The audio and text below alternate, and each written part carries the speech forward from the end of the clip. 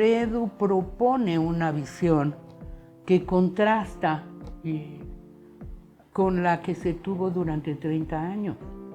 No es menor, acompaña un proyecto educativo que se propuso, bueno, desde el 2019, se desplegó en el 2020 con mayor fortaleza, y es allí donde Mejor Edu hace su primera, su primer posicionamiento, su primera interpretación de su lugar, de lo que le corresponde, de lo que propone al país y en particular a los docentes y directivos. Tiene un acento muy fuerte sobre los actores de la educación, las personas, y propone una conexión,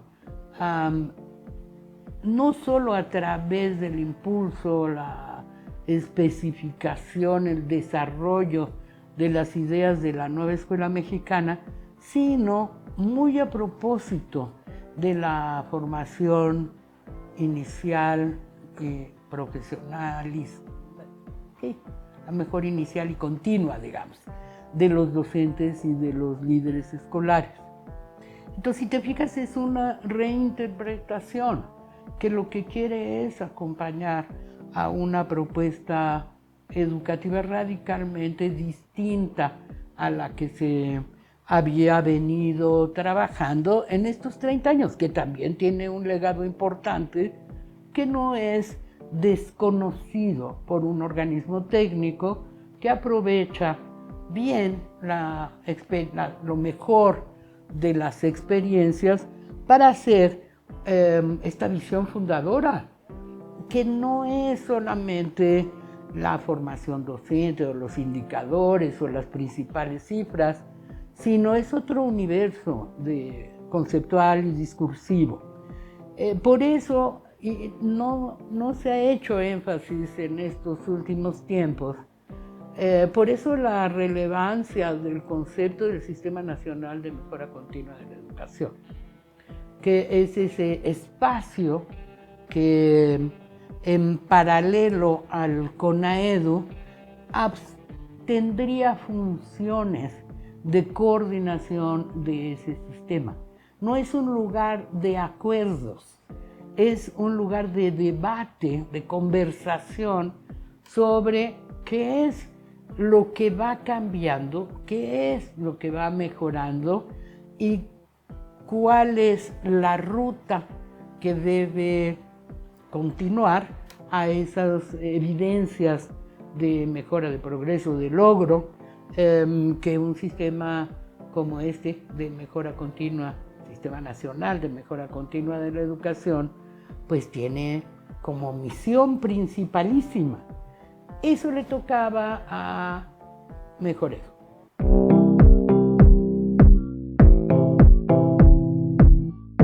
Bueno, el documento de 2020, en donde habla de qué entiende por la mejora continua de la educación, realmente es un legado, es un posicionamiento que yo encuentro que tiene cada vez más valor, porque tiene mirada de largo plazo, porque tiene también especificidad en el sentido de definir cuáles son los componentes de esa mejora continua.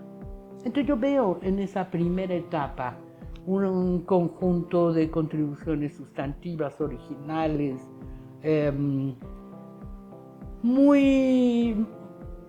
que reflejan en mucho la experiencia y la capacidad de las personas que se integraron en ese momento, el Consejo Técnico, la Junta Directiva y desde luego el Consejo Ciudadano, en el que yo pude participar y pude hacer contribuciones. Yo creo que este espacio de contribuciones técnicas, ciudadanas y de definición política le dio una extraordinaria vitalidad a Mejor Edu. Hay algo que debemos de apreciar se vino la pandemia. Estábamos en el tema de cómo crear este espacio y cómo mejorar la comunicación, porque eso siempre fue una debilidad, la comunicación con la SEP. Y no de ahora, yo que tengo muchos años de observar y de participar, pues me doy cuenta que la relación entre un organismo como este y sus antecesores y la SEP no es fácil. No es fácil tener un observador, pero bueno, un socio también, un aliado para impulsar la política educativa. Bueno, pero cuando se vino la pandemia, yo creo, ya hay evidencia en las publicaciones, en las orientaciones, en la reflexión de la comisión, que es un periodo de enorme contribución. Ahí están las orientaciones, ahí están las sugerencias, ahí están los cuadernos para organizarse, ahí están las preguntas. La comisión desplegó un esfuerzo extraordinario, muy oportuno, muy solidario, y después de eso emitió un documento que a mí cada vez me gusta más, que es el de las reflexiones después de la pandemia. Y tiene dos vertientes: sugerencias para el regreso y un conjunto de investigaciones que documentan cómo están regresando esos estudiantes a las aulas, esos profesores, cómo están maltrechos y qué hay que hacer. Entonces tiene este documento que se llama Sugerencias para regresar a las aulas, que va desde inicial, toca todos los tipos educativos y los servicios, y es muy entendedor de cómo están regresando los niños, las niñas a las aulas. El siguiente periodo de contribuciones es ya la institucionalización. Después de la pandemia y ese volcarse sobre el retorno y cuidar el bienestar de los actores de la educación que estaban regresando en situaciones muy difíciles, bueno, después viene un periodo muy fértil de la mayor experiencia para producir informes, para organizar conversatorios, para asistir a los estados, a estos lugares en donde se constituyeron las comisiones para la formación de los profesores. También se hicieron aportes sustantivos tanto a la nueva escuela, conceptualmente, teóricamente, como a los currículos, al cambio curricular. Hay un documento muy bueno sobre eso, muy generoso también, sobre el currículum de la nueva escuela. También se hizo lo propio para el currículum de la media superior, el marco curricular común. En fin, hay una crítica a la política, pero una crítica de un socio, de un aliado.